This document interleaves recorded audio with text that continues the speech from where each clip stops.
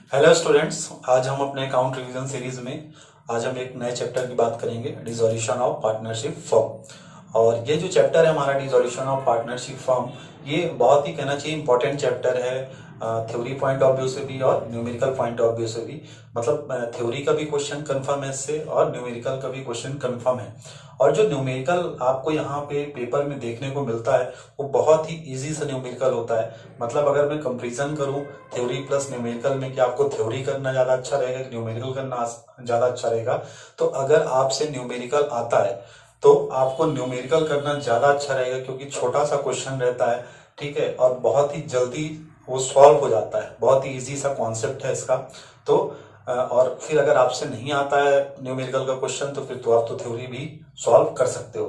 पर हम बात करते हैं अगर चैप्टर की, तो चैप्टर में हमारे जो थ्योरी के हैं वो तो पहला तो एक इंपॉर्टेंट क्वेश्चन आपका बनता है कि डिसोल्यूशन में कि मेथड्स ऑफ डिसोल्यूशन क्या होते हैं। जो सबसे इंपॉर्टेंट क्वेश्चन है वो है मेथड्स ऑफ डिसोल्यूशन या मोड्स ऑफ डिसोल्यूशन क्या होते हैं। उसके बाद डिफरेंस है, इसमें दो तीन डिफरेंस दिए हो गए हैं। जैसे सबसे पहला डिफरेंस दिया होगा डिसोल्यूशन ऑफ पार्टनरशिप में और डिसोल्यूशन ऑफ फर्म में, ये इंपॉर्टेंट डिफरेंस है। उसके बाद रियलाइजेशन अकाउंट और रिवैल्यूएशन अकाउंट में डिफरेंस, ठीक है। तो ये कुछ क्वेश्चंस आपको करने हैं, जैसे मैंने यहाँ लिख भी दिया है, रियलाइजेशन अकाउंट और रिवैल्यूएशन अकाउंट में डिफरेंस पढ़ना है आपको, डिसोल्यूशन ऑफ पार्टनरशिप और डिसोल्यूशन ऑफ फर्म में पढ़ना है, और मोड्स या मेथड्स ऑफ डिसोल्यूशन। और एक क्वेश्चन और एराइज होता है यहाँ से कि necessary accounts that are prepared in dissolution, ठीक है, कौन कौन से नेसेसरी अकाउंट्स होते हैं जो डिसोल्यूशन ऑफ फर्म में प्रिपेयर किए जाते हैं, उनकी बात हम यहाँ पे अभी करेंगे। ठीक, मतलब मैं आपको सिखाऊंगा आज रियलाइजेशन अकाउंट बनाना, ठीक है। हम बात करेंगे सिर्फ रियलाइजेशन अकाउंट की कि रियलाइजेशन अकाउंट कैसे प्रिपेयर करना है, आपके स्टेप्स क्या होने चाहिए, कौन से स्टेप्स आपको फॉलो करने हैं बाय प्रिपेयरिंग रियलाइजेशन अकाउंट, ठीक है। तो सबसे पहले अगर हम बात करें कि डिसोल्यूशन ऑफ फर्म है क्या, डिसोल्यूशन ऑफ फर्म है क्या, तो हमने पार्टनरशिप, ये पार्टनरशिप का हमारे लास्ट चैप्टर है। पहले हमने पार्टनरशिप की जब बेसिक कॉन्सेप्ट पढ़ा था तो हमने ये सीखा था कि पार्टनरशिप स्टार्ट कैसे होती है। हमने सीखा था पार्टनरशिप स्टार्ट कैसे होती है, क्या क्या फॉर्मेलिटीज होती हैं, ठीक है, सारी चीजें हमने पार्टनरशिप के बारे में जो स्टार्ट करना था कैसे होता है सब कुछ हमने सीखा था। अब जब हम बात कर रहे हैं अपने पार्टनरशिप के लास्ट चैप्टर में डिसोल्यूशन की, तो यहाँ हम बात करेंगे कि पार्टनरशिप हमारी क्लोज कैसे होती है, फर्म हमारी बंद कैसे होती है, फर्म का हमारे बाइंड अप कैसे होता है। तो डिसोल्यूशन ऑफ फर्म, अब यहाँ पे जो आपको सबसे बेसिक सा डिफरेंस समझना है, सबसे पहली बात तो एक तो आपको ये समझना है कि डिसोल्यूशन ऑफ पार्टनरशिप क्या है और डिसोल्यूशन ऑफ फर्म क्या है। ये दोनों बहुत ही डिफरेंस चीजें, बहुत ही डिफरेंट चीजें हैं, मतलब कहना चाहिए दोनों का डिफरेंट मीन्स है, ठीक है। डिसोल्यूशन ऑफ पार्टनरशिप और डिसोल्यूशन ऑफ फर्म में बहुत ही बड़ा डिफरेंस है। अगर हम बात करें कि क्या अंतर है फर्म के समापन पर और साझेदारी के समापन पर, तो साझेदारी का समापन मतलब कहना चाहिए dissolution of partnership, it simply means reconstitution. इसका सीधा सा मतलब है क्या है, पुनर्गठन। हमने कहा कि साझेदारी का समापन हो गया, हमने कहा कि साझेदारी का समापन हो गया, इसका सिंपल सा मतलब है कि रिकॉन्स्टिट्यूशन हो गया। इट मींस पुराना एग्रीमेंट खत्म हो गया, उसके जगह पे नया एग्रीमेंट एग्जिस्टेंस में आएगा, ठीक। पर अगर हमने कहा फर्म का डिसोल्यूशन हो गया, फर्म का डिसोल्यूशन हो गया, इट मींस इसका मतलब है कि सब कुछ खत्म हो चुका है, मतलब पूरी की पूरी फर्म क्लोज होने की स्थिति पे है, ठीक है। फर्म का डिसोल्यूशन का मतलब है कि फर्म अब क्लोज हो चुकी है।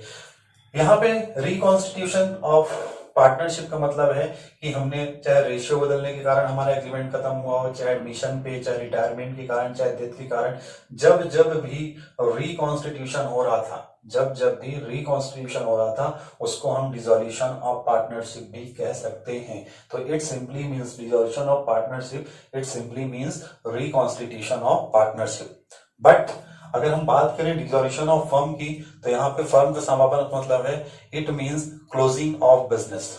यहाँ पे इसका मतलब क्या है कि बिजनेस क्लोज हो रहा है। यहाँ पे बिजनेस हमारा क्या होता है, चलता रहता है, लेकिन यहाँ पे बिजनेस हमारा क्या हो जाता है, क्लोज हो जाता है। यहाँ पे बुक्स ऑफ अकाउंट्स जो होते हैं, जो भी अकाउंट्स हम मेंटेन करते हैं, जो भी लेजर अकाउंट्स हम मेंटेन करते हैं, वो सारे क्या रहते हैं, ओपन रहते हैं, पर यहाँ पे सारे क्या कर जाते हैं, क्लोज हो जाते हैं। यहाँ पे अगर हम बात करें एसेट्स और लाइबिलिटीज की, तो यहाँ एसेट्स और लाइबिलिटीज का सिर्फ क्या होता है, रिवैल्यूएशन होता है। यहाँ एसेट्स और लाइबिलिटीज का क्या होता है, रिवैल्यूएशन होता है। और यहाँ पे एसेट्स जो होती हैं वो हमारी सोल्ड हो जाती हैं, और लाइबिलिटीज क्या होती हैं, लाइबिलिटीज का पेड कर दी जाती है, लाइबिलिटीज का पेमेंट होता है। ठीक, यहाँ पे बिजनेस हमारा बंद हो चुका है, मतलब सॉरी, यहाँ पे डिसॉल्यूशन ऑफ पार्टनर्स में बिजनेस हमारा कंटिन्यू रहता है, लेकिन डिसॉल्यूशन ऑफ फर्म में बिजनेस हमारा क्लोज हो जाता है। यहाँ बुक्स ऑफ अकाउंट ओपन रहते हैं, यहाँ बुक्स ऑफ अकाउंट क्या होता है, क्लोज हो जाते हैं। यहाँ एसेट्स और लाइबिलिटीज का रिवैल्यूएशन होता है, और यहाँ एसेट्स और लाइबिलिटीज का रियलाइजेशन होता है, मतलब रियलाइज की जाती है, assets are sold and liabilities are paid off. ठीक, तो ये कुछ बेसिक से डिफरेंस है, बाकी आपको डिफरेंस तो पढ़ना ही है, आपको डिफरेंस याद करना है। हम बात करेंगे नेसेसरी अकाउंट्स की, हम इस क्वेश्चन की बात करेंगे कौन कौन से नेसेसरी अकाउंट्स यहाँ पे प्रिपेयर किए जाते हैं, और उन नेसेसरी अकाउंट्स में आपको रियलाइजेशन अकाउंट कैसे बनाना है, क्योंकि क्वेश्चन आता है ये हमारे पेपर में, तो हमें ये सीखना है कि रियलाइजेशन अकाउंट कैसे बनाया जाता है। तो अगर हम बात करें कि कौन कौन से नेसेसरी अकाउंट्स प्रिपेयर किए जाते हैं इन द डिसॉल्यूशन ऑफ फर्म, तो सबसे पहला जो अकाउंट प्रिपेयर किया जाता है वो किया जाता है रियलाइजेशन अकाउंट, और जिसे हम कहते हैं क्या, वसूली खाता, जिसे हम कहते हैं वसूली खाता। दूसरा अकाउंट जो आपका बनाया जाएगा वो बनाया जाएगा partners loan account, if any, partners loan account, साझेदार का ऋण खाता अगर क्वेश्चन पे कोई है तो। तीसरा partners capital account, partners capital account, और चौथा कैश या बैंक अकाउंट, कैश या बैंक अकाउंट। मतलब ये कि यहाँ पे अब बैलेंस शीट को बनाने की जरूरत नहीं है, क्योंकि बिजनेस हमारा क्लोज हो रहा है, और बैलेंस शीट की मदद से ही बनेगा क्या, रियलाइजेशन अकाउंट, बैलेंस शीट की मदद से बनेगा रियलाइजेशन अकाउंट। उसके बाद बनेगा पार्टनर का लोन अकाउंट, अगर पार्टनर का लोन है तो। उसके बाद बनेगा पार्टनर्स कैपिटल अकाउंट, और उसके बाद बनेगा कैश या बैंक अकाउंट। कैश और बैंक अकाउंट आपने पहले भी बनाया है, पार्टनर्स कैपिटल अकाउंट भी आपने पहले ही बनाया है, पार्टनर का लोन अकाउंट में भी आपने बनाया है, और हो सकता है आपने ना भी बनाया हो। ठीक है, क्योंकि ये पार्टनर लोन पहले भी था। ठीक है, हमारे उसमें एडमिशन और रिटायरमेंट में भी आपको कुछ क्वेश्चंस में पार्टनर्स लोन अकाउंट मिलता है, पर मे भी अगर आपने नहीं बनाया है तो कैसे बनाते हैं हम यहाँ पे देखेंगे। यहाँ पे जितने भी अकाउंट्स हम प्रिपेयर कर रहे हैं वो सारे अकाउंट्स ही हमारे क्या हैं, मतलब अभी तक हमने जितने अकाउंट्स पढ़े हैं उनसे सबसे आसान है इनको बनाना। ठीक है, तो हम बात करेंगे सबसे पहले रियलाइजेशन अकाउंट की, पार्टनर्स लोन अकाउंट की, पार्टनर्स कैपिटल अकाउंट और कैश और बैंक अकाउंट। ये चार नेसेसरी अकाउंट जो हमने यहाँ पे लिखे हैं, ये चार महत्वपूर्ण खाते हैं जो डिसॉल्यूशन ऑफ फर्म में बनाए जाते हैं। मतलब ये 4 accounts are maintain in the dissolution of firm. जब फर्म का डिसॉल्यूशन होता है तो चार ये नेसेसरी अकाउंट्स क्या होते हैं, मेंटेन किए जाते हैं या इन्हें बनाए जाते हैं। ठीक, अगर हम बात करते हैं कि रियलाइजेशन अकाउंट कैसे बनता है, ठीक, तो अगर रियलाइजेशन अकाउंट, सबसे पहले आपको ये पता चाहिए कि ये जो रियलाइजेशन अकाउंट होता है it is a nominal account, it is a nominal account. ये भी एक नॉमिनल अकाउंट है, और नॉमिनल अकाउंट क्या कहता है, debit all expenses and losses, credit all income and gain. Firm के लिए जो भी एक्सपेंस होगा या जो भी लॉस होगा वो किधर रिकॉर्ड होगा, डेबिट साइड में रिकॉर्ड होगा। फर्म के लिए जो भी इनकम या गेन होगा, मतलब प्रॉफिट होगा, वो किधर रिकॉर्ड होगा, क्रेडिट साइड में। ठीक, रियलाइजेशन अकाउंट बनाने के लिए जब भी फर्म का डिसॉल्यूशन होता है, जब भी फर्म का समापन होता है, तो कुछ प्रोसेस होती है। रियलाइजेशन अकाउंट क्यों बनाते हैं, सबसे पहले उसका भी एक बेसिक सा रीजन होता है, क्योंकि जब भी फर्म का समापन होता है, जब भी फर्म हमारी डिसॉल्व होती है, ठीक है, तो फर्म करती क्या है कि फर्म सबसे पहले अपने एसेट्स को सोल्ड आउट करती है। उसके पास जितनी भी संपत्तियां होती हैं उनको क्या करती है, वो बेचती है, उनको सोल्ड आउट करती है। और एसेट्स को बेचने से जो भी पैसा आता है, एसेट्स को बेचने से जो भी पैसा आता है, तो उस पैसे से कंपनी सबसे पहले अपनी एक्सटर्नल लायबिलिटीज का पेमेंट करती है, अपनी एक्सटर्नल लायबिलिटीज का पेमेंट करती है। देन आफ्टर इंटरनल लायबिलिटीज को वो क्या करती है, पे करती है। अब लायबिलिटी हमारी तरफ दो तरह की होती है। हमको बैलेंस शीट में लायबिलिटी देखने को मिलती है एक तरफ, और एक तरफ एसेट। इधर हमको लायबिलिटी मिलती है और इधर हमको क्या मिलती है, एसेट मिलती है। तो इस लायबिलिटी साइड हमारे पास दो तरह की लायबिलिटी होती है, एक होती है एक्सटर्नल और एक होती है इंटरनल। एक होती है एक्सटर्नल जिसे हम आउटसाइडर भी कहते हैं, और एक होती है इंटरनल। ठीक, ऐसा पैसा जो फर्म से जुड़ा हुआ है, मतलब पार्टनर से जुड़ा हुआ है, जो पेमेंट पार्टनर को करना है वो इंटरनल लायबिलिटी। जो पैसा पार्टनर को मिलना है वो क्या है, इंटरनल लायबिलिटी। और जो पैसा फर्म को पे करना है किसी भी थर्ड पार्टी को, वो सब क्या है, एक्सटर्नल लायबिलिटी। जो पैसा किसी थर्ड पार्टी को पे करना है एक्सेप्ट पार्टनर, पार्टनर को छोड़कर, पार्टनर के अलावा जो भी पेमेंट करना है थर्ड पार्टी को, वो सब क्या है हमारी एक्सटर्नल लायबिलिटी। ठीक, तो पार्टनर का पैसा है तो वो इंटरनल लायबिलिटी, तो पार्टनर के अलावा किसी का पैसा है तो वो क्या है हमारी एक्सटर्नल लायबिलिटी। इवन अगर ऐसा लिखा होता है कि जैसे ए और बी पार्टनर हैं और लोन लिखा हुआ इज वाइफ लोन, ए की वाइफ भी एक्सटर्नल लायबिलिटी के अंदर आएगी, क्योंकि पार्टनर जो है वो ए है ना कि उसकी वाइफ है। तो ये ध्यान रहे, यहाँ पे क्वेश्चन पे कंफ्यूजन हो जाता है कि एज वाइफ लोन लिखा रहता है, तो ध्यान देना है हमको यहाँ पे कि ए जो है पार्टनर है, ए की वाइफ पार्टनर नहीं है, तो ए की वाइफ से लिया हुआ जो लोन है वो किस पे आएगा, वो एक्सटर्नल लायबिलिटी पे आएगा। तो हमको 3 स्टेप याद रखने हैं कि सबसे पहले एसेट्स को सोल्ड आउट करना है, उसके बाद एसेट्स से जो रियलाइज्ड होगा, जो भी पैसा एसेट्स को बेचने से मिलेगा, उस पैसे से हमें एक्सटर्नल लायबिलिटी का क्या करना है, पेमेंट करना है। देन आफ्टर एक्सटर्नल लायबिलिटी का पेमेंट करने के बाद फिर हम इंटरनल लायबिलिटीज को पे करेंगे। उसमें भी इंटरनल लायबिलिटीज में एक्सटर्नल लायबिलिटी का पेमेंट करने के बाद इंटरनल लायबिलिटी में सबसे पहले कौन सी लायबिलिटी का, अगर पार्टनर का लोन है तो सबसे पहले हम पार्टनर का लोन पे करेंगे। देन आफ्टर उसके बाद पार्टनर्स कैपिटल अकाउंट का सेटलमेंट करेंगे।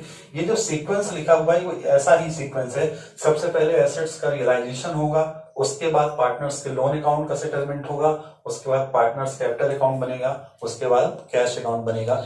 ये एकदम सीक्वेंस पे ही लिखा हुआ है, इसी सीक्वेंस में हमें अकाउंट्स को क्या करना है, प्रिपेयर करना है। ठीक, तो हम देखते हैं कि रियलाइजेशन अकाउंट कैसे हमें बनाना है। चलिए, ये हमारा क्वेश्चन, और ये है क्वेश्चन नंबर शिवलाल की बुक में क्वेश्चन नंबर 2, और ये क्वेश्चन पिछले साल 2019 पे ये बोर्ड पे आया हुआ क्वेश्चन है। तो इसके माध्यम से हम सीखेंगे रियलाइजेशन अकाउंट कैसे हमें बनाना है और हमारे क्या स्टेप्स होने चाहिए।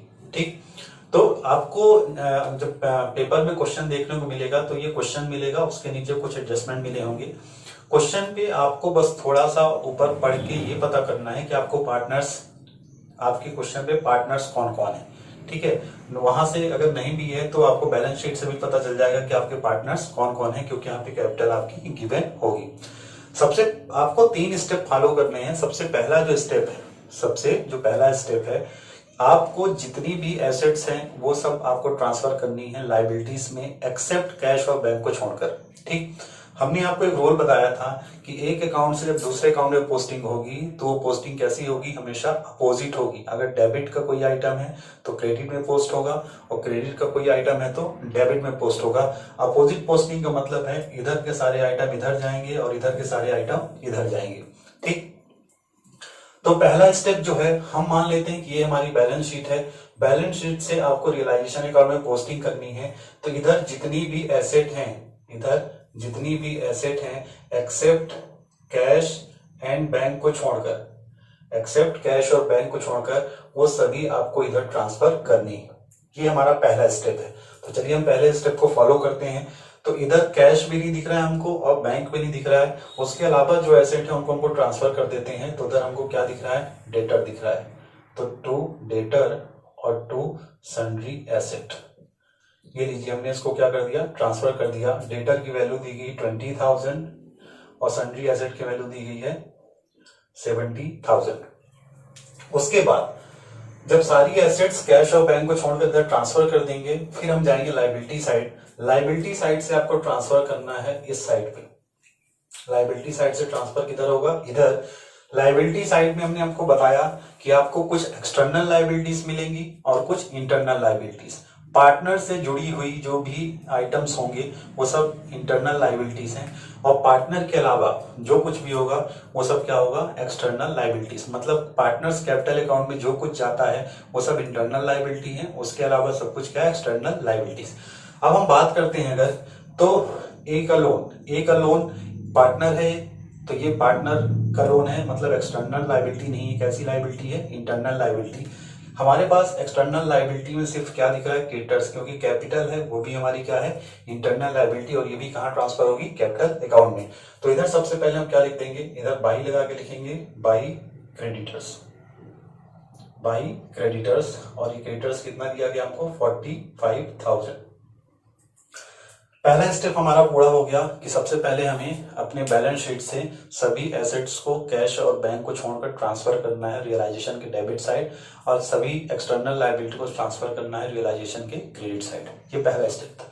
दूसरा स्टेप क्या करना है, after transferring all the assets and liabilities in the realisation account, सभी एसेट्स और लायबिलिटीज को जो भी ट्रांसफर होती है रियलाइजेशन अकाउंट में, उनको ट्रांसफर करने के बाद जो दूसरा स्टेप आपको करना है वो ये करना है कि आपको एडजस्टमेंट पढ़ना है। आपको एडजस्टमेंट पढ़ना है और एडजस्टमेंट पढ़ते वक्त ये ध्यान देना है जिस एसेट्स के बारे में बताया जाएगा उसी की पोस्टिंग हम इधर रियलाइज करेंगे। मतलब जिस एसेट के बारे में जितने भी रियलाइजेशन वैल्यू बताई जाएगी, ये बताया जाएगा कि किस एसेट को बेचने से कितना पैसा मिला है, उसके बारे में उतना ही लिखा जाएगा। पर लायबिलिटीज के साथ ध्यान रहे, और जिसके बारे में नहीं बताया जाएगा उसके बारे में नहीं लिखा जाएगा। पर लायबिलिटी के साथ ऐसा नहीं है। अगर लायबिलिटी का पेमेंट करने के लिए इंफॉर्मेशन गिवन है तब तो वो रेलिवेंट इंफॉर्मेशन का हम यूज करेंगे। फॉर एग्जांपल जैसे क्रेडिटर्स दिया गया 45,000, अब क्रेडिटर्स के बारे में लिखा गया है कि क्रेडिटर्स आर सेटल्ड एट 35,000, 35,000 में क्रेडिटर्स हमारे सेटल हो गए, फिर तो 35,000 लिखेंगे। पर इन केस अगर क्रेडिटर्स के बारे में कोई इन्फॉर्मेशन नहीं, लायबिलिटीज जो भी हमारे एक्सटर्नल लायबिलिटीज है उनके बारे में कोई इन्फॉर्मेशन नहीं है, तो आपको लायबिलिटीज को बुक वैल्यू पे करना पड़ेगा। आपको लायबिलिटीज को बुक वैल्यू पे करना पड़ेगा। इसका मतलब है जितनी लायबिलिटी आपने इधर लिखी है उतनी ही लायबिलिटी आपको इधर कैश या बैंक के नाम से लिखनी पड़ेगी। पर एसेट के साथ ऐसा नहीं है। एसेट्स के जिस एसेट के बारे में बताया जाएगा कि कौन सी एसेट से कितना रियलाइज्ड हुआ है, किस एसेट्स को बेचने से कितना पैसा मिला है, उसको रिकॉर्ड करेंगे। और जिस एसेट के बारे में नहीं बताया जाएगा उसे हम रिकॉर्ड फिर यहाँ पे नहीं करेंगे। जब रियलाइजेशन करेंगे हम एडजस्टमेंट का यूज करेंगे, तो जब एसेट्स रियलाइज होंगी तो इधर रियलाइज होंगी, और लायबिलिटीज का जब पेमेंट होगा तो इधर पेमेंट होगा। ठीक, अब हम पढ़ते हैं एडजस्टमेंट। क्वेश्चन के नीचे में एडजस्टमेंट मिलेगा। सबसे पहला स्टेप पूरा करने के बाद ही आपको एडजस्टमेंट्स पढ़ने हैं। जैसे they decided to dissolve the firm, उन्होंने फर्म को डिसॉल्व करने का फैसला किया है। डेटर्स वर रियलाइज्ड फॉर ₹15,000, लिखा हुआ है डेटर्स से रियलाइजेशन हुआ है 15,000, तो आपको यहाँ पे या तो बाई कैश लिखना है या तो बैंक लिखना है। कुछ भी आप लिख सकते हैं, चाहे कैश लिखिए और चाहे बैंक लिखिए। और अब जिन एसेट्स के बारे में बताता जाएगा उन्हें लिखते जाएंगे। जैसे डेटर्स के बारे में कितना बताया है कि डेटर्स से ओनली रियलाइज्ड हुआ है कितना 15,000। डेटर्स हमारे थे कितने के 20,000 के, लेकिन जब इन्हें इनका रियलाइजेशन वैल्यू हमें पता चला तो कितना है, सिर्फ 15,000। आगे लिखा हुआ है एंड सन्ड्री एसेट फेच ₹60,000, और सन्ड्री एसेट से कितना रियलाइज्ड हुआ है, सन्ड्री एसेट से रियलाइज हुआ है हमें कितना 60,000। तो ये सन्ड्री एसेट से हमें रियलाइज हुआ है 60,000, और दोनों का टोटल करके हम किधर लिख देंगे, बाहर अमाउंट के कॉलम में। उसके बाद कोई इंफॉर्मेशन नहीं गिवन है। अब हमने बताया कि जिस एसेट के बारे में जितना बताया जाएगा उतना रियलाइज होगा, पर अगर लायबिलिटी के बारे में नहीं बताया गया है तो लायबिलिटी का पेमेंट हमारे बुक वैल्यू पे होगा। तो इधर हम लिखेंगे कुछ भी, इधर भी लिख सकते हैं टू कैश या बैंक जो भी, और क्रेडिटर्स। अब क्रेडिटर्स के बारे में, लायबिलिटी के पेमेंट के बारे में कोई इंफॉर्मेशन नहीं है, तो जितना ही लायबिलिटी इधर शो हो रही है पूरी बुक वैल्यू पे लायबिलिटी का पेमेंट होगा। ठीक, पूरी बुक वैल्यू पे लायबिलिटी का हमारे पेमेंट किया जाएगा। अब मैं बताता हूं आपको, इतना ये 2 स्टेप हमारे पूरे हो गए। ये 2 स्टेप पूरे हो गए कि सबसे पहले एसेट्स में कैश और बैंक को छोड़ के डेबिट साइड पे ट्रांसफर करना है, लायबिलिटीज जितनी भी एक्सटर्नल लायबिलिटीज हैं क्रेडिट साइड करना है। उसके बाद स्टेप 2 तक हमारा हमें एडजस्टमेंट पढ़ना है, और जो भी रियलाइज्ड वैल्यू होगी जिस एसेट्स की उसे उस वैल्यू पे नोट डाउन करना है। और लायबिलिटीज के बारे में अगर बताया गया है तो ठीक है, अभी हम आगे क्वेश्चंस जो देखेंगे तो उसमें बताया जाएगा, वहां पे भी हम समझेंगे। और लायबिलिटी के बारे में अगर नहीं बताया गया है तो जितनी भी लायबिलिटी हमारी बुक वैल्यू पे शो हो रही थी उस सेम अमाउंट हमें क्या करना पड़ेगा, पे ऑफ करना पड़ेगा। मतलब सबसे अहम चीज जो यहाँ पे ये है कि आपको ये ध्यान रखना है कि लायबिलिटी का पेमेंट कंपलसरी है। लायबिलिटी अगर कोई भी है उसका पेमेंट क्या है, कंपलसरी पेमेंट है। सबसे पहले लायबिलिटी का हमें क्या करना है, पेमेंट करना है। देन आफ्टर उसके बाद आपको अकाउंट को क्लोज करना है, और क्लोज करने का वही तरीका हमारा रहेगा, जिस साइड का भी टोटल ज्यादा है उस साइड का टोटल हमारा क्या होगा, दोनों साइड लिखा जाएगा, और फिर ज्यादा वाले टोटल से कम को क्या कर दिया जाएगा, माइनस कर दिया जाएगा। तो हमें टोटल इधर का दिख रहा है 70, 20, 90, 4, 31, 1, 35, 1,35,000 टोटल इधर का ज्यादा दिख रहा है। हमने इधर भी लिखा 1,35,000 और हमने इधर भी लिखा 1,35,000। 35,000। अब 1,35,000 में हम माइनस कर देते हैं ये, तो 7,4,11 एक 12, 7,4,11 एक 12, मतलब 1,20,000। तो बाई लॉस ऑन रियलाइजेशन कितना लॉस हुआ हमारा 15,000 का। और ये जो लॉस है ये पार्टनर्स के बीच में डिस्ट्रीब्यूट हो जाएगा, जो भी पार्टनर का प्रॉफिट शेयरिंग रेशियो होगा। ठीक, तो आपको ये 3 स्टेप फॉलो करने हैं, ये 3 आपको स्टेप फॉलो करने हैं। सबसे पहले एसेट्स को ट्रांसफर करना है रियलाइजेशन पे, और लाइबिलिटीज को, एक्सटर्नल लाइबिलिटीज को ट्रांसफर करना है रियलाइजेशन के क्रेडिट में। उसके बाद दूसरा स्टेप क्या, आपको एडजस्टमेंट पढ़ने हैं, और फिर तीसरा स्टेप आपको अकाउंट को क्लोज करना है। तो ऐसे हमें रियलाइजेशन अकाउंट को बनाना है। चलिए हम देखते हैं 2 क्वेश्चंस और देखते हैं इसके, और सीखते हैं कुछ और बारीकियां। तो चलिए अगला क्वेश्चन है हमारा काला गोरा और भूरा। ये क्वेश्चन नंबर 10 है शिवलाल का। और 3 पार्टनर थे, काला गोरा और भूरा, और उनका प्रॉफिट शेयरिंग रेशियो दिया गया था 2:1 का। ठीक, तो हमने बताया है कि सबसे पहला रियलाइजेशन अकाउंट बनाने के लिए जो हमारा पहला स्टेप होता है, हमें बैलेंस शीट को देखना है। हमें एडजस्टमेंट पहले नहीं पढ़ना है, हमें बैलेंस शीट देखना है। और बैलेंस शीट से हमें क्या करना पड़ता होता है, जो हमारी एसेट्स है उन एसेट्स को हमें ट्रांसफर करना है रियलाइजेशन के डेबिट साइड में, सिर्फ कैश और बैंक को छोड़कर। तो सबसे पहला हम पहला स्टेप फॉलो करेंगे। और इस क्वेश्चन में खास बात है, इसमें एक खास तरह का एडजस्टमेंट दिया गया है बैलेंस शीट के अंदर। ये वाला, ये केस आपको ध्यान रखना है, ये पिछले क्वेश्चन पे हमारे नहीं था, इस क्वेश्चन पे हम इसको समझेंगे। एडजस्टमेंट क्या है कि जब भी डेटर से कोई भी प्रोविजन माइनस होगा, जब भी डेटर से कोई प्रोविजन माइनस होगा, अगर एसेट साइड डेटर से प्रोविजन माइनस है, इसका मतलब है अगर ये इस तरफ का आइटम होता तो ये ऐड होता, मतलब ये इधर का नहीं है। ठीक है, तो इसे हम जब ट्रीट करेंगे तो प्रोविजन को भी हमें पोस्ट करना पड़ेगा, पर क्योंकि ये माइनस है और इधर का ये आइटम नहीं होता है, तो ये हमारा अपोजिट इसका ट्रीटमेंट होगा। मतलब अगर डेबिटर हमारा ट्रांसफर होकर डेबिट में आएगा, तो प्रोविजन हमारा किधर जाएगा, क्रेडिट साइड। प्लस एक बात और याद रखना है कि सारी लाइबिलिटीज का पेमेंट हम एक्सटर्नल जो होती है उनका करते हैं, लेकिन प्रोविजन फॉर डाउटफुल डेब्ट या प्रोविजन फॉर जो डाउटफुल डेब्ट के नाम पे रिजर्व बना है, उसका कभी भी पेमेंट नहीं करना है। पोस्टिंग तो जरूर करनी है, पर उसे पे ऑफ नहीं करना है। ठीक है, तो चलिए सबसे पहले हम पहला स्टेप क्या, सारी जो हमारी एसेट्स हैं कैश और बैंक को छोड़कर, उसे हम डेबिट साइड में क्या करते हैं, पहले रियलाइजेशन के ट्रांसफर करते हैं। तो सबसे पहले है तो हमारा डेटर, और ये जो यहाँ वैल्यू लिखनी है डेटर की, तो हमेशा इनर कॉलम की वैल्यू लिखनी है, ये बाहर वाली नहीं लिखनी है, इनर कॉलम की लिखनी है। टू डेटर हमारा 16,000, और साथ में प्रोविजन माइनस करके दिखा है, तो प्रोविजन हमारा क्रेडिट साइड में आ जाएगा बाई प्रोविजन फॉर बैड डेब्ट। तो ये हमारा कितना दिया है 500। अब देखिए दोनों का अगर इफेक्ट हम दिखाएं, देखिए आंसर आपका अगर आप डेटर ये वाला भी लिखेंगे तब भी आएगा, क्योंकि 15,500 का इफेक्ट है, और 16,000 हमने इधर लिख दिया और 500 इधर लिख दिया, तो इफेक्ट हमारा कितने का था 15,500 का। पर आपको ऐसा नहीं करना है, आपको इनर कॉलम की वैल्यू का यूज करना है, और प्रोविजन फॉर डाउटफुल डेब्ट को क्रेडिट साइड पे लिखना है। उसके बाद दूसरे नंबर पे है फिर हमारा स्टॉक, तो हमने स्टॉक को लिखा, स्टॉक हमारा कितना दिया गया है 15,000। उसके बाद फिर हमारा फर्नीचर, तो 2 फर्नीचर, और फर्नीचर हमारा दिया गया है 19,000 का। उसके बाद हमारे पास है बिल्डिंग, तो इधर हो जाएगा 2 बिल्डिंग, और 38,500। अब हमने सारी एसेट्स, ये जो हमारे बैलेंस शीट में एसेट्स दी थी, हमने सारी एसेट्स पोस्ट कर दी हैं, सिर्फ कैश को हमने क्या किया है, छोड़ दिया है। अब हम आते हैं लाइबिलिटीज में। लाइबिलिटीज जितनी भी हमारी एक्सटर्नल लाइबिलिटीज हैं, तो वो हमारी ट्रांसफर होगी रियलाइजेशन के क्रेडिट साइड में। तो सबसे पहले हमें दिख रहा है क्या, बाई क्रेडिटर्स, और क्रेडिटर्स हमें दिख रहा है कितना 24,000 का। उसके बाद हम बात करते हैं अगला आइटम जो जनरल रिजर्व है, ये जनरल रिजर्व पार्टनर्स का पैसा होता है, और ये कहाँ जाएगा, पार्टनर्स कैपिटल अकाउंट में। कैपिटल भी ये कहाँ जाएगी, हमारी पार्टनर्स कैपिटल अकाउंट में। मतलब रियलाइजेशन में जो भी पोस्ट करना था हमने पोस्ट कर दिया है, पहला स्टेप हमारा क्या हो गया, कंप्लीट हो गया।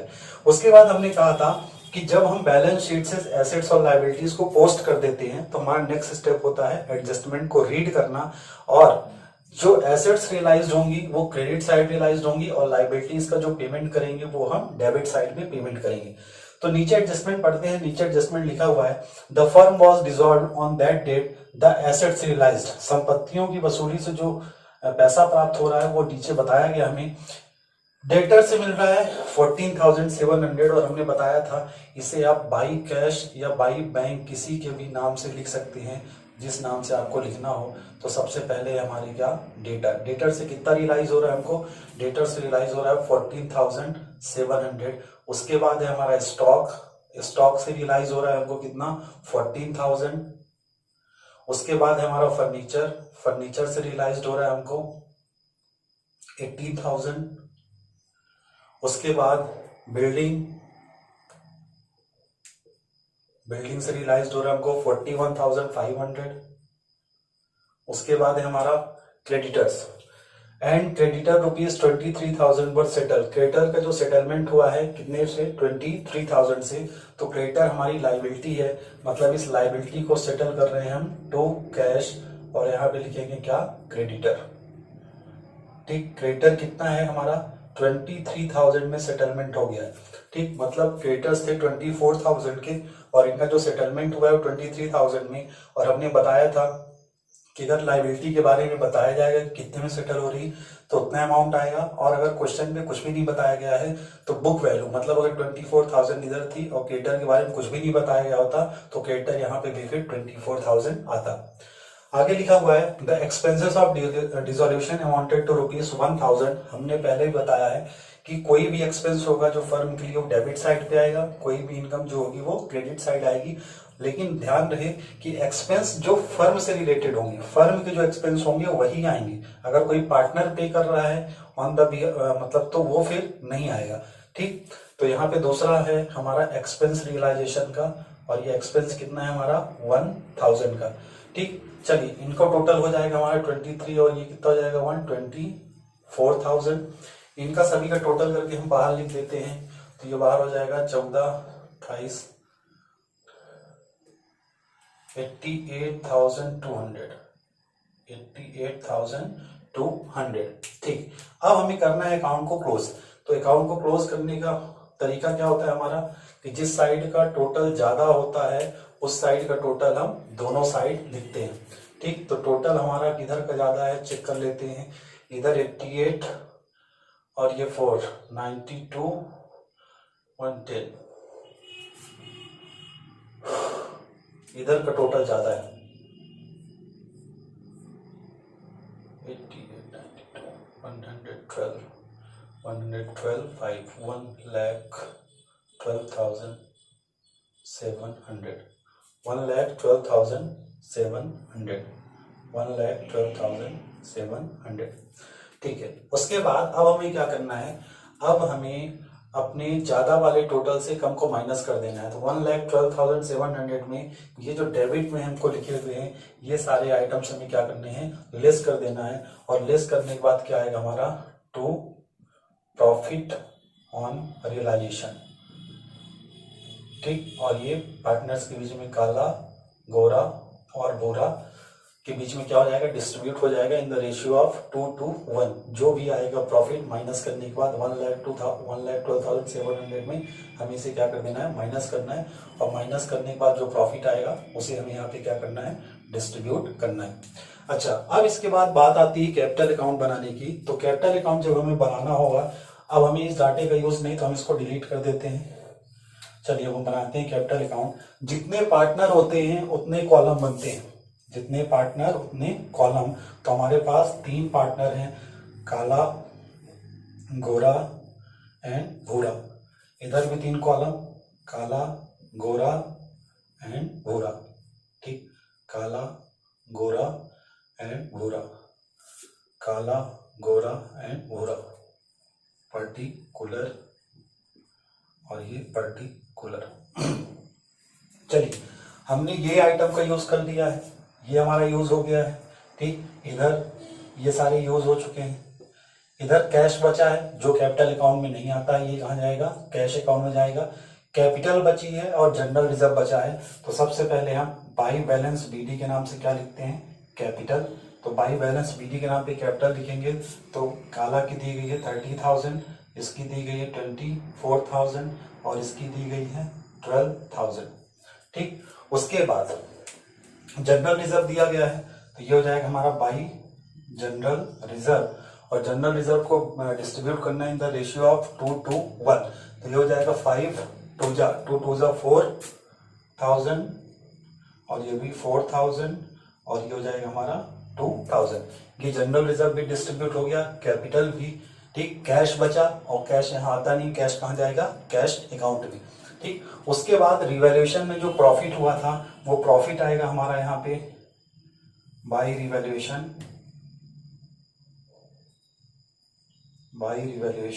Profit, sorry realisation profit, by realisation profit. ठीक, अब रियलाइजेशन का प्रॉफिट जो भी होगा माइनस करने पे जितना भी आएगा उसको हम क्या करेंगे, ये आएगा माइनस करने पे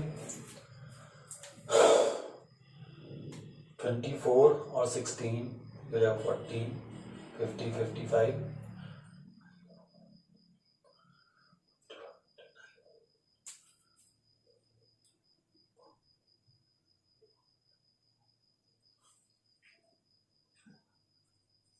200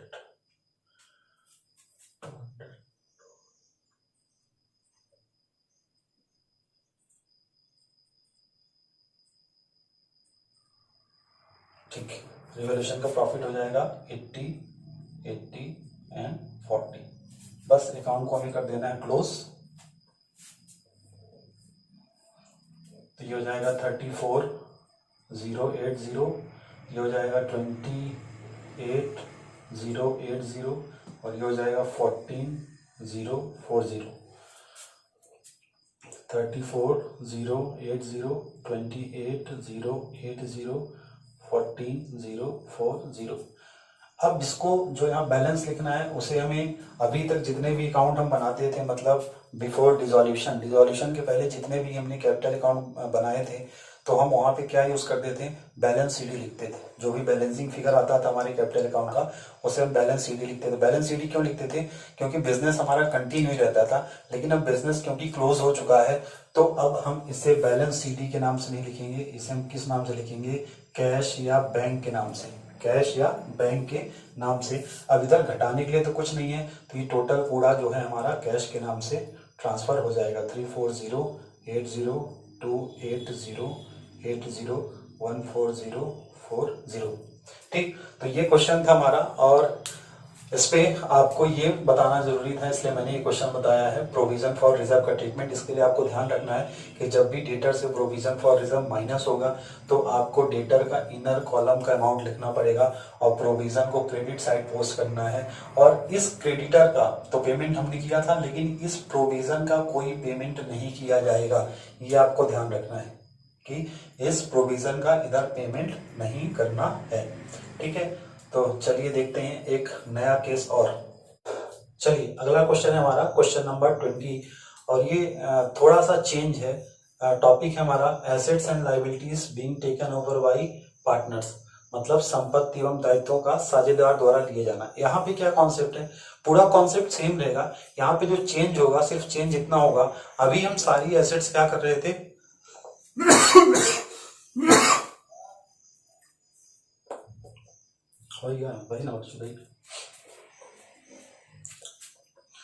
चलिए अगला क्वेश्चन है हमारा क्वेश्चन नंबर 20 और ये जो टॉपिक है assets and liabilities being taken over by partner.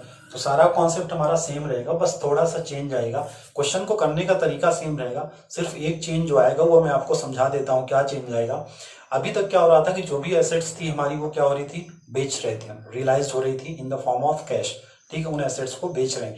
अब यहाँ पे क्या चेंजेस है, मान लेते हैं हमारे पास दो पार्टनर है ए बी। अब जब एसेट्स हम बेच रहे थे, जब एसेट्स का रियलाइजेशन हो रहा था, तो किसी पार्टनर को अगर किसी एसेट्स की जरूरत है, किसी पार्टनर को अगर किसी भी एसेट की जरूरत है, तो उस एसेट को अगर कोई पार्टनर ले लेता है वो कहलाता है एसेट या liability taken over by partner.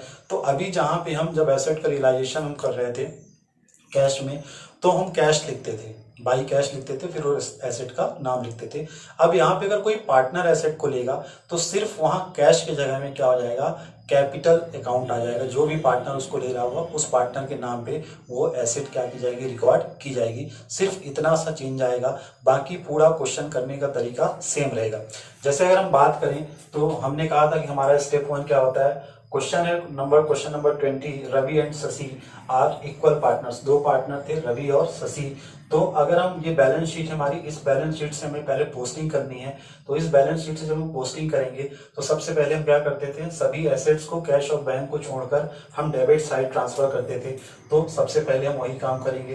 तो अगर बैंक को हम छोड़ देते हैं तो सबसे पहले हमारे पास क्या है, डेटर। और हमने बताया था डेटर को कौन सा लिखना है, जो इनर कॉलम में है। और अगर कोई प्रोविजन है उस प्रोविजन को क्रेडिट साइड में क्या करना है, ट्रांसफर करना है। प्रोविजन फॉर डाउटफुल डेब्ट, और ये कितना दिया गया है, ये दिया गया है 250 रुपीज। उसके बाद है हमारा स्टॉक, तो हम लिख देंगे स्टॉक। स्टॉक की वैल्यू दी गई कितनी, 5211। और उसके बाद है हमारा मशीनरी, तो 2 मशीनरी, और मशीनरी दी गई है 1583। अब लाइबिलिटी साइड चेक करें तो लाइबिलिटी साइड कैपिटल आती नहीं है। रवि का लोन भी लोन अकाउंट में जाएगा, बचा गया सिर्फ क्रेडिटर्स, तो बाई क्रेडिटर्स।